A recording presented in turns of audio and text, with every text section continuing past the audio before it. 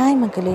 கல்யாணத்துக்கு அப்புறம் நீங்கள் எதை ரொம்ப மிஸ் பண்ணுறீங்கன்னு என்கிட்ட கேட்டால், எங்கள் அம்மா வைக்கிற கறி குழம்புன்னு தான் நான் சொல்லுவேன்.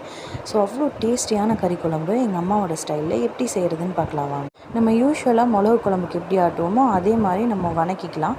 சின்ன வெங்காயம், பூண்டு, சீரகம், மல்லி எல்லாம் சேர்த்து வதக்கிட்டு கொஞ்சோண்டு மட்டன் மசாலா ஆட் பண்ணி மிக்சியில் போட்டு எடுத்துக்கலாம்.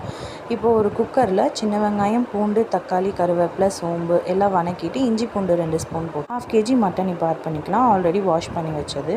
மஞ்சத்தூள் போட்டு கொஞ்சோண்டு தண்ணி ஊற்றி மட்டன் வேகட்டும். ஒரு 10 to 15 மினிட்ஸ் நல்லா கொதிக்க விட்டுறலாம் மூடி போடாமல். ஆஃப்டர் மேரேஜ் அவங்கவுங்க ஹோம் டவுனுக்கு வந்து அம்மா கையில் சாப்பிட்றதே ஒரு தனி சுகந்தாங்க. அதுவும் நான்வெஜ்னால் சொல்லவா வேணும். சண்டே ஆனால் இட்லி, கறி குழம்பு இது இல்லாமல் சண்டேவே விடியாது. எந்த ஒரு ஆடட் மசாலாவும் சேர்க்காம இந்த ஸ்டைலில் வச்சு பாருங்கள். மட்டன் குழம்பு அவ்வளோ டேஸ்டியாக இருக்கும். 10 இட்லினாலும் உள்ளே போயிடும். இப்போ நம்ம அரைச்சி வச்ச மசாலாவை இதில் ஆட் பண்ணி உப்பு போட்டு மூடி போட்டு விசில் விட்டு எடுத்துடலாம். ஒரு 4 விசில் விட்டால் வெந்துடும். இப்போ நல்லா டேஸ்டியான வீடே மணக்கிற கறி குழம்பு ரெடி. இட்லியும் கறி குழம்பும் செம்ம காம்போங்க. கண்டிப்பாக இதை மிஸ் பண்ணாமல் ட்ரை பண்ணி பாருங்கள். இந்த வீடியோ பிடிச்சிருந்தால் லைக் பண்ணுங்கள், சப்ஸ்கிரைப் பண்ணுங்கள். பாய்.